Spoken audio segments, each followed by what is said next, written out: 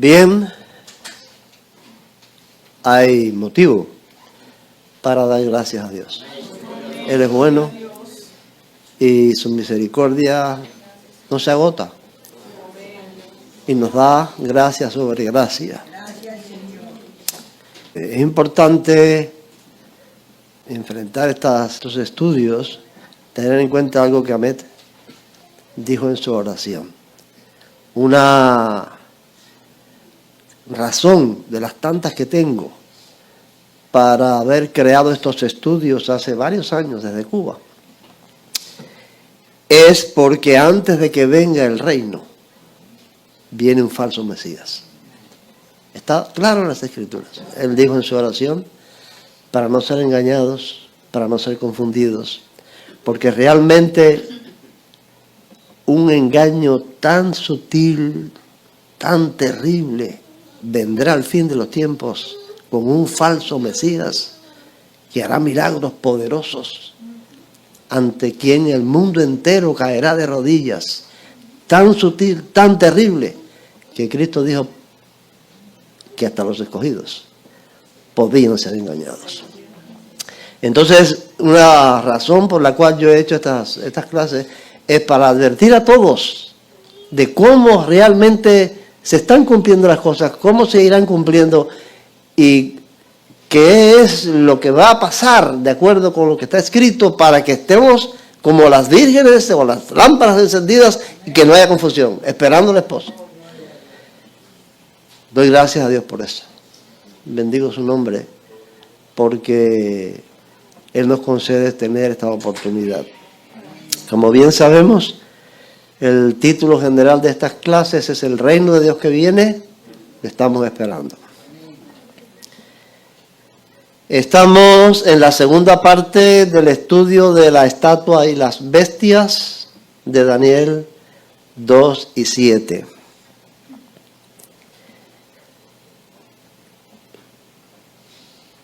Estamos mirando o comenzando a ver el tema de los 4 imperios.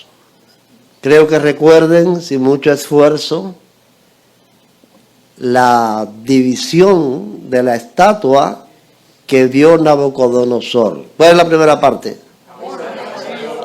Cabezas de oro. La segunda, pecho y brazos de plata. La tercera parte, el vientre y la pierna. Ajá. El vientre y los muslos de bronce. La otra, las piernas de hierro. Esos son los 4 imperios. Esos son los 4 imperios. La última parte no es un imperio. ¿Cuál es la última parte? Pies de hierro y de barro. Esto lo vamos a ver en el transcurso de todos los estudios, cómo se ha venido cumpliendo históricamente esta visión que tuvo Nabucodonosor. Miren qué hombre Dios escogió para darle una visión que muchos profetas quisieron tener o quisieran tener. Un pagano, que después de esa estatua hizo una imagen para que la adoraran. Pero el Señor es así. Él actúa con su voluntad soberana. Bueno, vamos a ver los participantes en el cuestionario, en las respuestas. Las damas comienzan como siempre, es decir, van a aparecer aquí en el orden en que me llegaron los cuestionarios, o sea, las respuestas. La primera fue Maite Abreu, la segunda Sara Abreu, después Tania Wilson, que así está aquí, la cuarta Giselle Hernández, que también está aquí, después Adalis Correoso, Yanelis Cantillo, Gesiel Hernández, primer caballero, que aparece en las respuestas, dando honor a los caballeros, ¿verdad? Que a veces están atrás un poco en estas respuestas. Gesiel, Lisette Correoso, Alexis Suárez, Susel González, ay, Remigio Correoso,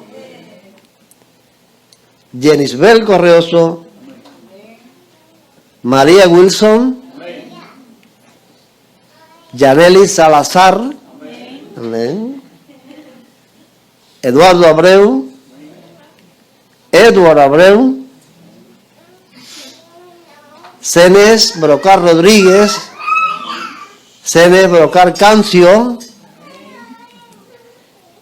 Avis Rodríguez, Ariel Brocar y Yoamis.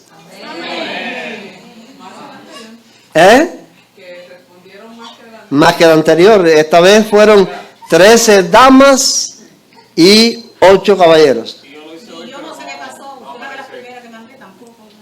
Ah, bueno. Fue un caso. Hay que darle bien, hay que darle al botoncito enviar, porque y ver que diga sus respuestas han sido registradas. Eso es importante. Pues, ¿no? Sí. Bueno, pues estamos contentos. Yo como maestro no hay una gratificación mayor para un maestro que ver a sus alumnos entusiasmados y participando.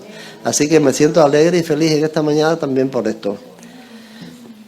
La primera pregunta, las preguntas impares, de los números impares son siempre para las damas y las preguntas pares para los caballeros. Comenzamos con las damas en esta pregunta.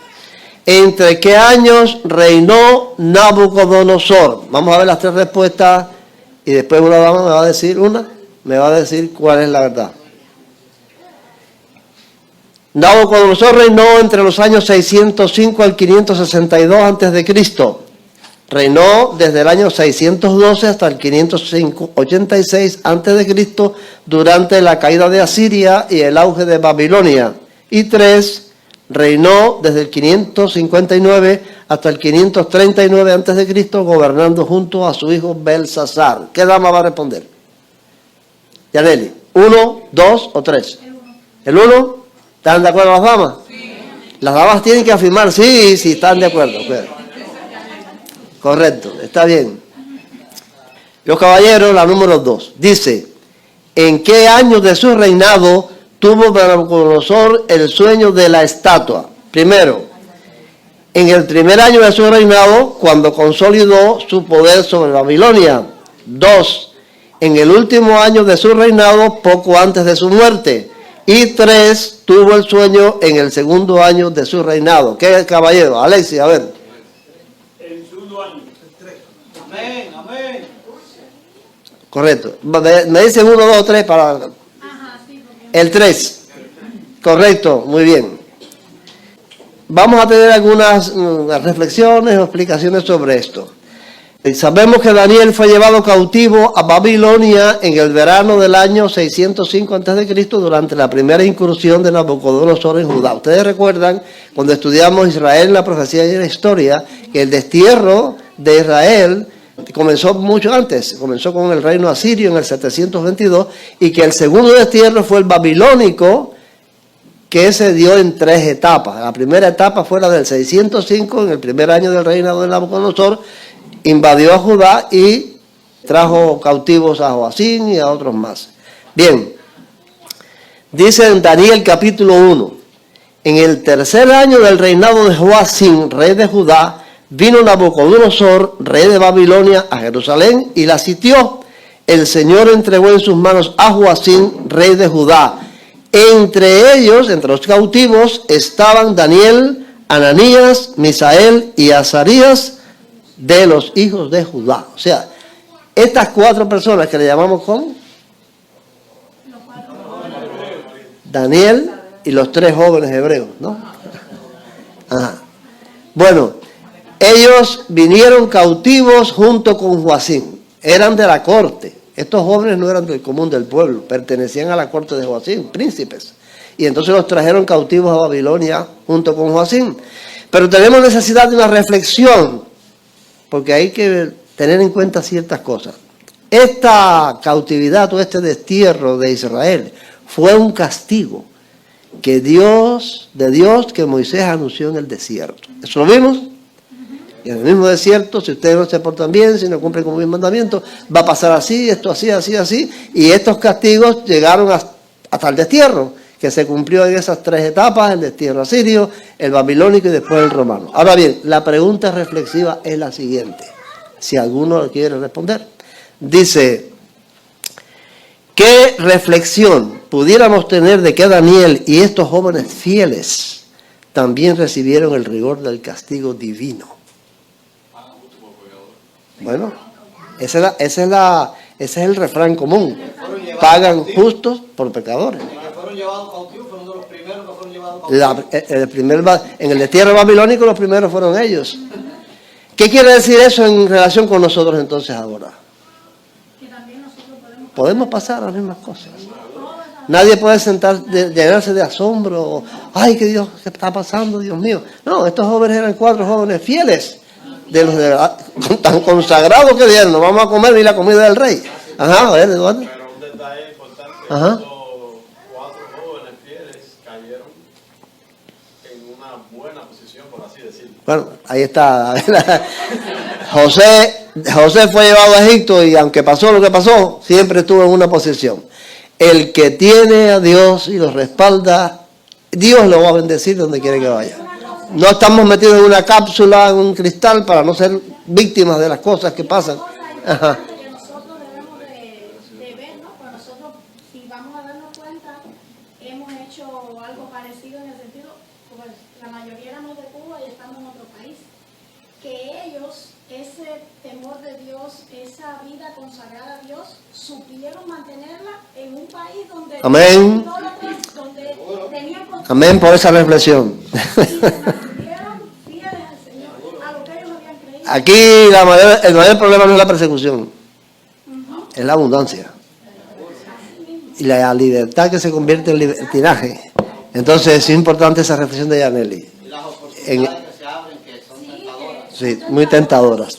Bueno, muchas cosas buenas e interesantes pudiéramos sacar de este hecho de que estos 4 muchachos estaban allí en el palacio como cautivos.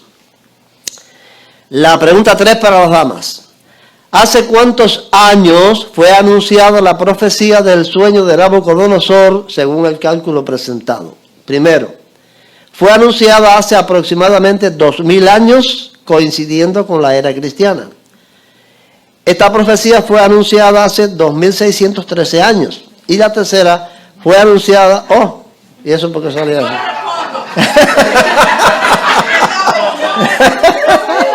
esa no se puede porque... No, pues, y esto le falla a no, Fue esa. yo voy a darle aquí al teclado, sí, para el teclado, porque este asunto aquí. Bueno, está bien. Ahora, yo quiero tener en cuenta o hacer una aclaración sobre esos 2613 años, porque esa es el cómputo que aparece en la clase, porque esa clase yo la terminé en el 2010. O sea que esas clases están hechas, están formuladas en videos y ya ahora no tengo manera de cambiar eso, porque tengo que cambiar el video. Entonces ya han pasado, ¿cuántos años? Si le dicen 16 años, ¿no? Entonces los años... Son 2006-29. Los años son 2629. Realmente, en este momento, en este año en el que estamos ahora. ¿Estamos empezando el año? Bueno, sí, pero estamos ya. Claro que sí. Bueno, vamos entonces a considerar esto. La historia no avanza al azar.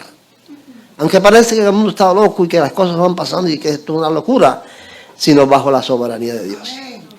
La historia va avanzando bajo la soberanía de Dios. Lo que Dios quiere que pase.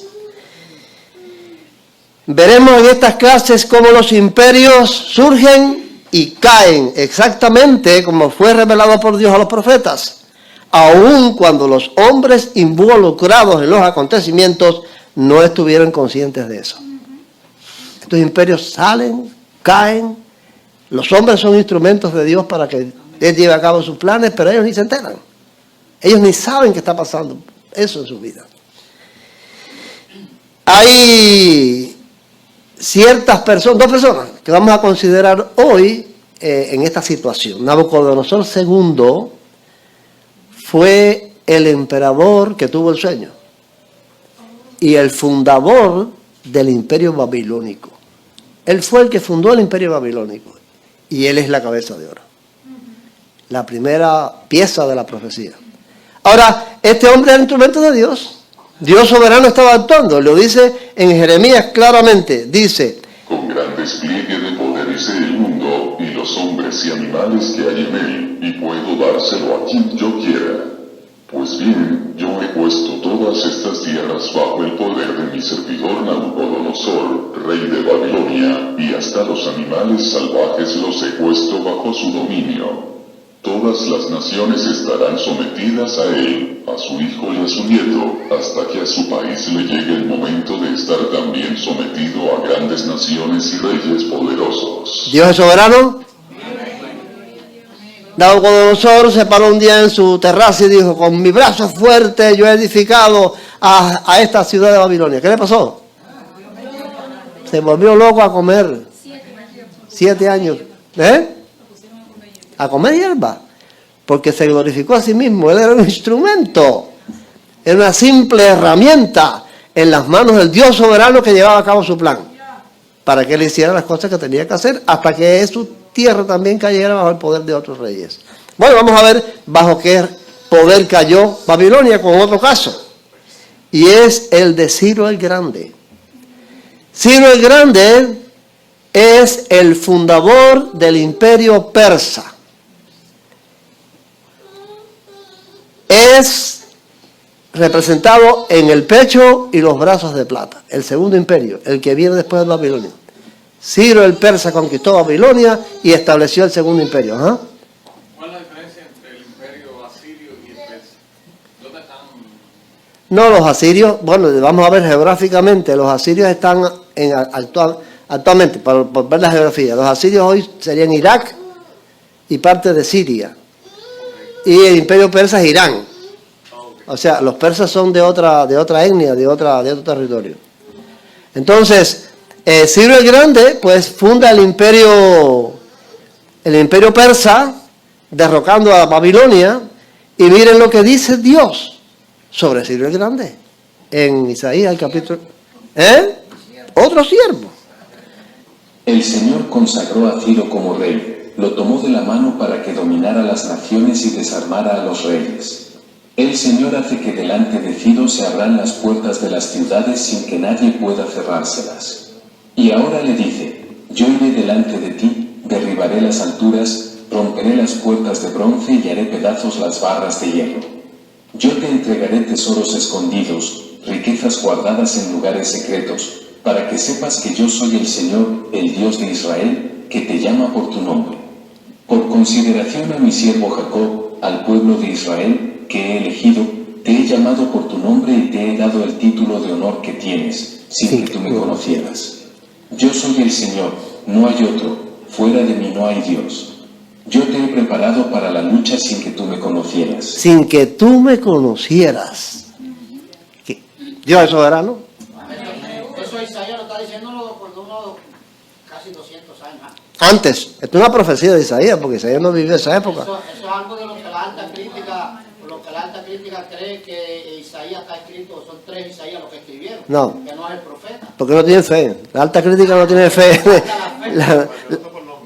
Lo menciona por su nombre 200 años antes. Entonces, la alta crítica no tiene fe. No está basado en lógica. ¿Jeremías es contemporáneo con Nabucodonosor? Sí, ya Jeremías sí. Pero con Ciro el Grande todavía es más adelante que Jeremías, porque Ciro el Grande es ya de la época de los persas. Ahora, es importante, yo quería señalar algo aquí importante con relación a esto, a Ciro el Grande. Miren lo que dice aquí, quiero señalar esto. Por consideración a mi siervo Jacob, al pueblo de Israel que he elegido, te he llamado por tu nombre. La razón, la causa por la que Ciro emprende estas conquistas y con fundamentos, vamos a estudiar el imperio persa, vamos a estudiar con más detalle. Funda este imperio tan extraordinario por impulsos de Dios, es para que beneficie a Israel. ¿Saben por qué? Porque Ciro conquista a Babilonia, derroca el imperio en el 539. En el 538 emite un decreto para que todos los judíos que habían sido deportados por Nabucodonosor volvieran a Israel, reedificaran el templo y reconstruyeran Jerusalén. Entonces, Y le dio los tesoros del templo. bueno, de ahí viene la historia de Nehemías, de Esdras, de Zorobabel. Toda esta gente vinieron después de que Ciro emitió este decreto. Entonces, por consideración al pueblo de Israel, Dios levanta a Ciro para que cumpla su voluntad. Hoy tenemos, piensen en esto, hoy tenemos Donald Trump, hoy tenemos Vladimir Putin, hoy tenemos Benjamín Netanyahu, hoy tenemos al Ayatollah Khomeini. ¿Cuántos hay de los grandes que tenemos hoy? ¿Qué papel están jugando en la mano de Dios? ¿Qué tienen que estar haciendo ellos? Que Dios lo ha determinado. Porque el Dios de aquel tiempo es el mismo de hoy. Amén. Y el plan de aquel tiempo es el mismo plan de hoy. Amén. Y el Israel de aquel tiempo está involucrado en los asuntos de hoy. Amén. Entonces hay que estar atentos. Hay que estar atentos. No sabemos lo que está pasando. No sabemos qué papel está jugando Donald Trump y el otro. Pero algo está pasando, porque de lo que sí estamos seguros es que Dios está interviniendo en la historia ahora mismo y en todos los tiempos hasta que llegue el reino. Amén. Entonces es importante el estudio profético, porque nos pone en las condiciones de analizar, de estar con la lámpara encendida mirando lo que está ocurriendo.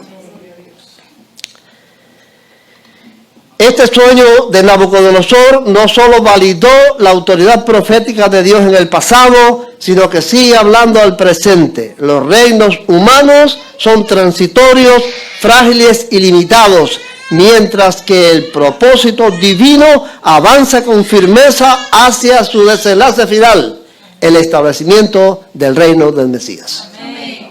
A eso vamos. Esperamos ese reino con toda seguridad. La cuarta pregunta, recuerden las preguntas pares de los caballeros, dice: ¿en qué año del reinado de Belsasar tuvo Daniel la visión de las 4 bestias? En el segundo año del reinado exclusivo de Belsasar sobre Babilonia.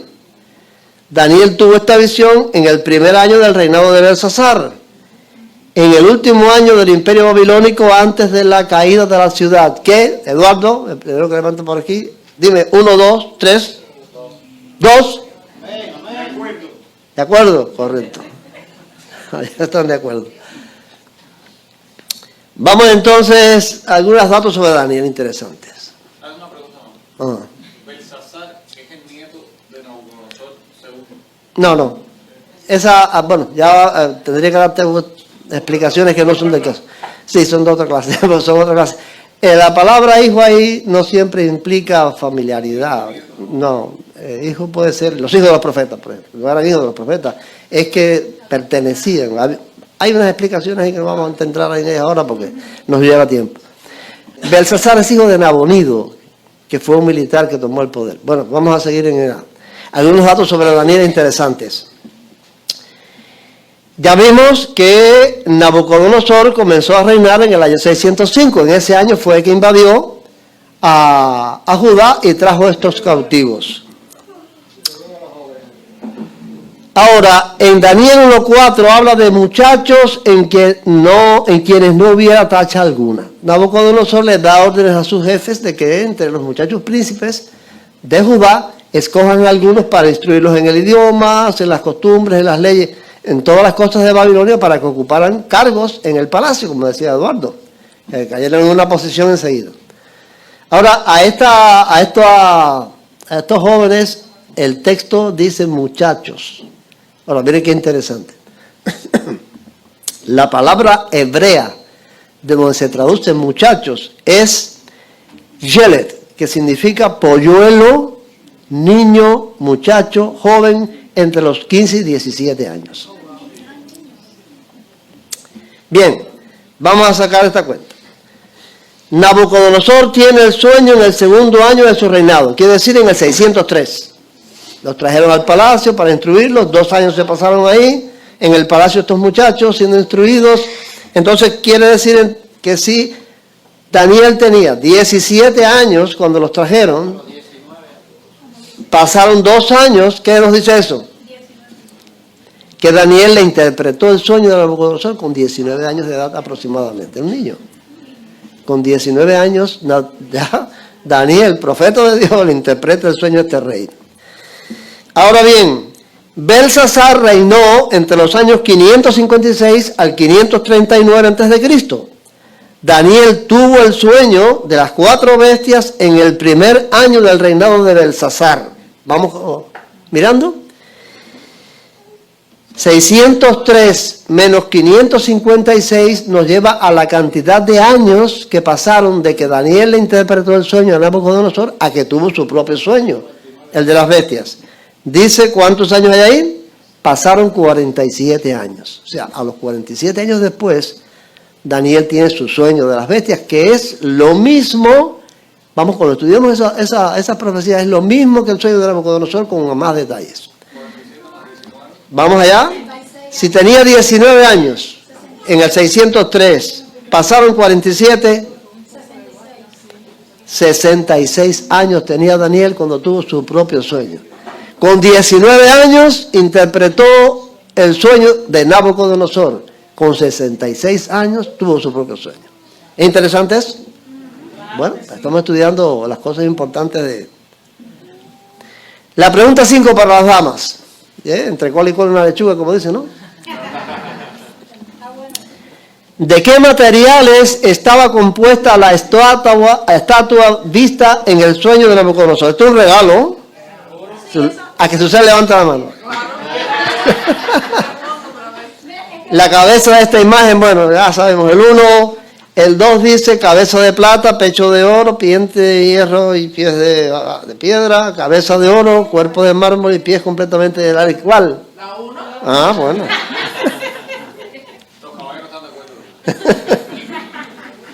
Es un regalo. La pregunta 6 para los caballeros. ¿Qué acción realizó la piedra en el sueño profético? Número 1. Golpeó la cabeza de la estatua y la derribó lentamente. Número 2. Se colocó junto a la estatua como un símbolo de paz entre los reinos. Y 3. Una piedra golpeó los pies. Destruyó la estatua y se hizo un monte que llenó toda la tierra. ¿Qué caballero? A ver, Ahmed. La 3. ¿Están de acuerdo los caballeros? Correcto. La 3. No, esto siempre. No. Yo dije en estas clases que lo que buscamos es la participación, no el examen. ¿Ves cómo la gente está contenta? Está contenta con responder sus exámenes. Yo no tengo el propósito de ponchar a nadie aquí. Es una manera de hacer dinámica la clase, que todo el mundo esté contento y aprendemos.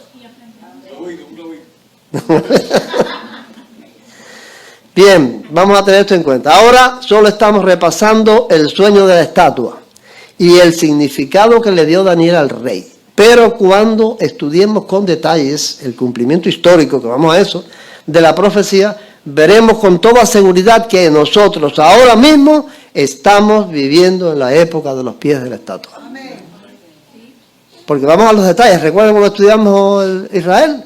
Detalles de hasta personas, fechas, nombres, sucesos. Así vamos a estudiar esto, con todos esos detalles. Cómo se cumplieron todas estas profecías al detalle en el momento histórico.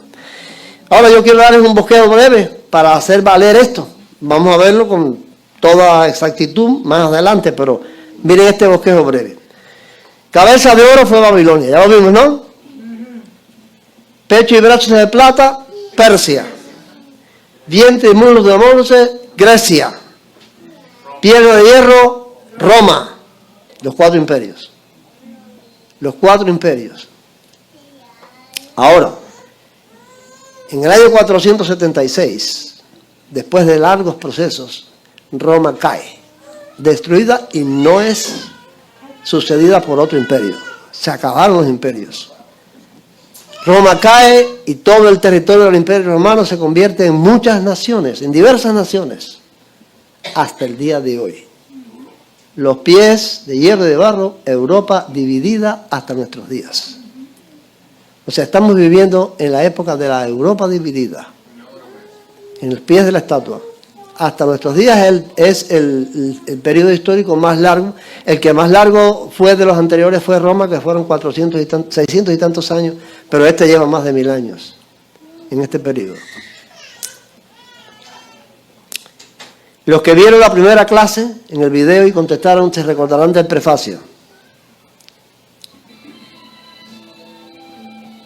De igual manera que sobre el pueblo judío También sobre las naciones gentiles hay importantes profecías en las Sagradas Escrituras. El Señor nos ha dejado provistos de valiosas pruebas de su voluntad suprema y soberana a través de estas predicciones, porque ellas nos confirman sin lugar a dudas su existencia e intervención en los asuntos del hombre en esta tierra. Quien lea estas profecías y las de Israel y compare con atención su cumplimiento en la historia, no tendrá por qué dudar de la existencia de Dios, su poder absoluto, y tampoco tendrá por qué poner en duda la veracidad de las Sagradas Escrituras. Adquiere el creyente mucha fe y seguridad en las promesas divinas y lo envuelve una inquebrantable certeza cuando aprende a través de las profecías cómo Dios ha estado y está en el control de los acontecimientos. Nos da fe. El conocer las profecías nos da fe, nos da seguridad, porque vemos a Dios en el control de la historia. Nadie tiene por qué dudar de la existencia de Dios y de la veracidad de la palabra cuando se entera de estas cosas. No puede dudar, porque hay evidencias de nuestra fe claras en la historia.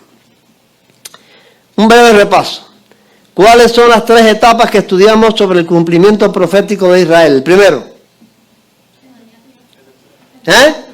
el destierro. El segundo, la diáspora. El tercero, el retorno. Esas fueron las 3 etapas que estudiamos en las clases de Israel. La otra pregunta es, ¿en qué etapa estamos ahora mismo en ese cumplimiento profético sobre Israel? Estamos en el retorno, lo vimos. A partir de 1948, que surge el Estado de Israel después de más de 1813 años de desaparecido, comienza el retorno. ¿Cuánto va a durar? No sabemos, pero estamos en la etapa del retorno. ¿Estamos claros? Ahora bien, ¿cuáles son las 5 partes de la estatua? Vamos a dejar a Susel sola. ¿Cuáles son las 5 partes de la... Ah, no está aquí, se fue. Del sueño de Nabucodonosor que representan reinos en la historia. A ver, la primera, cabeza de oro, pecho y brazo de plata. 11, pierna de hierro. La pregunta es, ¿en qué época estamos ahora mismo del cumplimiento profético? Bueno, esas 2 combinaciones tengámoslas en cuenta. Por un lado, Israel. Dios está obrando con Israel. Es un cumplimiento profético del mundo judío, del mundo israelita. Ahora, este otro cumplimiento es del mundo gentil. Dios está llevando a cabo sus planes en el mundo de Israel y en el mundo de los gentiles. Dios está llevando a cabo lo que Él quiere hacer para establecer su reino. Entonces, tengamos eso en cuenta. Vimos en el retorno de Israel, en esta etapa, nos ha tocado vivir un cumplimiento profético a nosotros extraordinario. Pasaron más de 1800 años de la humanidad sin grandes cambios, estáticos casi, el cumplimiento. Ahora en el tiempo del fin las cosas se están apresurando y nosotros estamos viviendo momentos realmente proféticos, históricos, importantes. El retorno de Israel y el cumplimiento de los pies, la Europa dividida. Todo lo que se mueve ahora, todo lo que pasa en el mundo tiene que ver con Dios y su plan. Amén. Estamos involucrados en eso. Veamos qué dice la palabra. En Lucas 21:24 dice, caerán a filo de espada y serán llevados cautivos a todas las naciones y Jerusalén será pisoteada por los gentiles hasta que los tiempos de los gentiles se cumplan. Se están cumpliendo los tiempos de los gentiles. En Romanos, Pablo escribe así, el endurecimiento de una parte de Israel durará hasta que haya entrado la plenitud de los gentiles. Luego todo Israel será salvo. Como está escrito, vendrá de Sión el libertador que apartará de Jacob la impiedad. Y este será mi pacto con ellos cuando yo quite sus pecados. A esto le llamamos la restauración espiritual de Israel. La restauración nacional ocurrió en 1948, pero ellos siguen en pecado, apartados de Dios como siempre. Pero hay promesas de restauración espiritual. ¿Cuándo se cumple? Cuando haya entrado todos los gentiles. Cuando todos los gentiles hayan entrado ya a la salvación, entonces todo Israel será salvo. Esto está profetizado por Zacarías, dice, pero sobre la casa de David y los habitantes de Jerusalén derramaré un espíritu de gracia y de oración, mirarán hacia mí, a quien traspasaron, al crucificado, al que traspasaron con una lanza.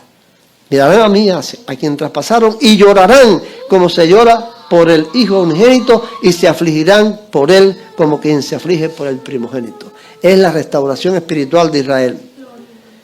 Daniel, en los días de estos reyes, los pies de la estatua, la Europa dividida, el Dios del cielo levantará un reino que no será jamás destruido, ni será el reino dejado a otro pueblo. Desmenuzará y consumirá a todos estos reinos, pero él permanecerá para siempre. Todas las condiciones. Israel regresando a su tierra. Los gentiles cumpliéndose su tiempo. Cristo viene. El Señor vuelve en las nubes del cielo con poder y gloria a establecer su reino. Tú y yo somos llamados a ser parte. Cristo mismo lo dijo. Cristo nos dejó en su palabra tantas cosas bellas y nos dijo que a nosotros, ¿no? A los que creemos, que cuando veamos estas cosas no nos entristezcamos, sino que erguimos vuestras cabezas. Levantamos vuestras cabezas. Vuestra redención está cerca. Erguíos y levantad vuestras cabezas, porque vuestra redención está cerca. La pregunta 7 para las damas. ¿Qué significado tiene que la piedra golpeara los pies y no otra parte de la estatua? Número 1. Simboliza la destrucción inmediata de Babilonia en tiempos de Nabucodonosor. Significa que el suceso destructor por ella anunciado en la profecía habría de ocurrir en la época representada en los pies de la estatua. Indica que el juicio divino ocurrió durante el dominio del primer reino. ¿Quién responde? Yaneric. ¿El 2? ¿Están de acuerdo las damas? Sí. ¿Están de acuerdo? Sí. ¿Están seguras? Sí. Ok, correcto, está bien. ¿Están seguras? ¿Están seguras? No, porque había alguna diciendo, oye, eso es la verdad. No. La pregunta 8.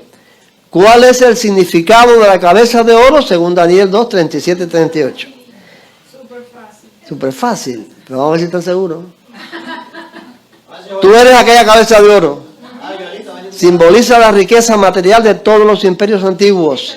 Representa el pueblo de Israel como nación escogida entre los reinos. ¿Quién va a responder? Un coro. ¿No te acompañaron? ¿Están seguros?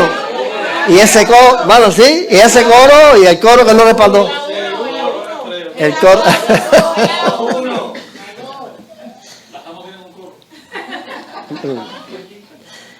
La pregunta 9. ¿Qué dijo Daniel sobre el pecho y los brazos de plata? Que representan un reino eterno que no sería destruido. Después de ti se levantará otro reino inferior al tuyo, que simbolizan un reino más poderoso y extenso que el de Babilonia. ¿Qué dama responde?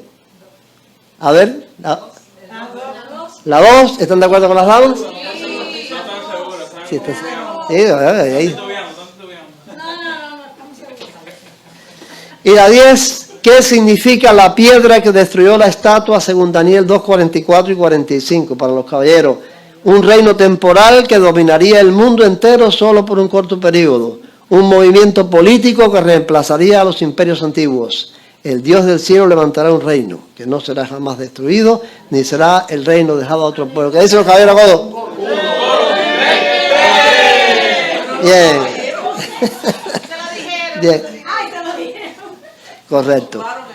Gracias al Señor, en medio del entusiasmo y del ambiente que queríamos establecer en la dinámico, ¿no? En la clase de participación de los alumnos y no charla del maestro. Estamos aprendiendo la verdad de nuestra esperanza. Esa es nuestra esperanza. En eso es lo que creemos. No estamos en esta tierra. Dice el apóstol Pablo. El apóstol Pablo escribe así: si para esta vida esperamos en Cristo, solamente esperamos en Cristo, somos los más dignos de lástima de todos los hombres. La salud es importante, el trabajo es importante, pero nada de eso es la promesa. La promesa, nuestra promesa no es nada de eso. nosotros nos enfocamos y el mundo este que nos rodea nos obliga a enfocarnos en el dinero, en el trabajo, en la salud, en esto y aquello. La salud, como estamos viejos ya como yo. Pero eso no es el destino final. A eso no nos ha hecho venir Dios a esta tierra. Es un reino que Él tiene preparado, eterno. Sin muerte, sin más enfermedad, sin más trabajo, sin más dolor, sin más tristeza, que Él va a establecer comenzándolo por esta tierra. Porque todos estos estudios nos llevan a comprender que el reino de Cristo, el reino del Mesías, comienza aquí en esta tierra, en este mundo, que Él va a gobernar con vara de hierro. Él recibe la orden de mi deseo.